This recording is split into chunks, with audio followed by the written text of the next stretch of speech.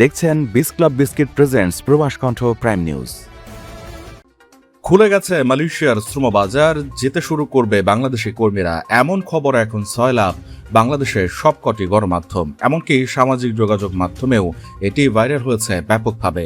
কিন্তু এই খবরের সত্যতা কতটুকু? জানা গেছে, প্রবাসী কল্যাণ ও বৈদেশিক কর্মসংস্থান মন্ত্রী আরিফুল হক চৌধুরী আজ সিলেটে মার্কিন যুক্তরাষ্ট্রের 250তম স্বাধীনতা দিবস উপলক্ষে আয়োজিত এক অনুষ্ঠানে যোগ দিয়ে এই ঘোষণা দেন।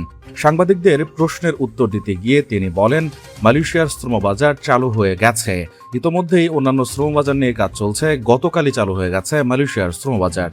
কিন্তু মন্ত্রীর এই বক্তব্যের পর শুরু হয়েছে বিভ্রান্তি। খোলাসা করে কিছু না বললেও শ্রমবাজার কিভাবে চালু হলো তার কোনো প্রকার ব্যাখ্যা দেননি মন্ত্রী। এমনকি গতকাল মালয়েশিয়ার মানব সম্পদ মন্ত্রী একটি সংবাদ সম্মেলন করে বিদেশি কর্মী ব্যবস্থাপনা নিয়ে বিভিন্ন বিষয়ে আলোকপাত করলেও এই ব্যাপারে কোনো কথাই বলেননি। তাই মন্ত্রী আরিফুল হক চৌধুরীর এই মন্তব্যের ব্যাখ্যা খুঁজতেই এখন মালয়েশিয়াগামী কর্মীরা হিমশিম খাচ্ছেন। মালয়েশিয়ায় থাকেন, আন্তর্জাতিক কর্মপরিবেশে স্মার্ট ও সফল ক্যারিয়ার করতে প্রস্তুত, তবে আপনাকে খুঁজছে প্রাণ মালয়েশিয়া। সমগ্র মালয়েশিয়া জুড়ে বিভিন্ন পদে আপনি হতে পারেন আমাদের পরবর্তী টিম মেম্বার। আপডেটেড সিভি সহ হোয়াটসঅ্যাপ করুন এই নম্বরে। প্রবাসী কল্যাণ মন্ত্রী এর আগে জানিয়েছিলেন, চলতি জুলাই মাসে মালয়েশিয়ার একটি প্রতিনিধি দল ঢাকায় আসছে। এই প্রতিনিধি দলের নেতৃত্বে থাকবেন মালয়েশিয়ার মানব সম্পদ মন্ত্রী আর রামানন।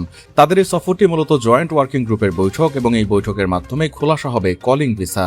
কিন্তু মন্ত্রীর আজকের বক্তব্যের পর বিভ্রান্তি চরম আকার ধারণ করেছে। বিশেষত মালয়েশিয়াগামী কর্মীরা এতে ব্যাপক বিভ্রান্ত হচ্ছেন। এদিকে মালয়েশিয়ার পক্ষ থেকে কলিং ভিসা নিয়ে কোনো প্রকার আপডেট নেই বলে জানিয়েছেন দেশটিতে কর্মরত বাংলাদেশের সাংবাদিকরা জানান, শ্রমবাজার মালয়েশিয়ার এবং এটি খুললে ঘোষণা মালয়েশিয়ার পক্ষ থেকেই আসবে, কিংবা উভয় পক্ষ থেকে যৌথ ঘোষণা আসতে পারে। এক্ষেত্রে প্রবাসী কল্যাণ মন্ত্রীর এই ঘোষণার কোনো কুল কিনারা খুঁজে পাচ্ছেন না তারা। প্রবাস কণ্ঠ নিউজ ডেস্ক।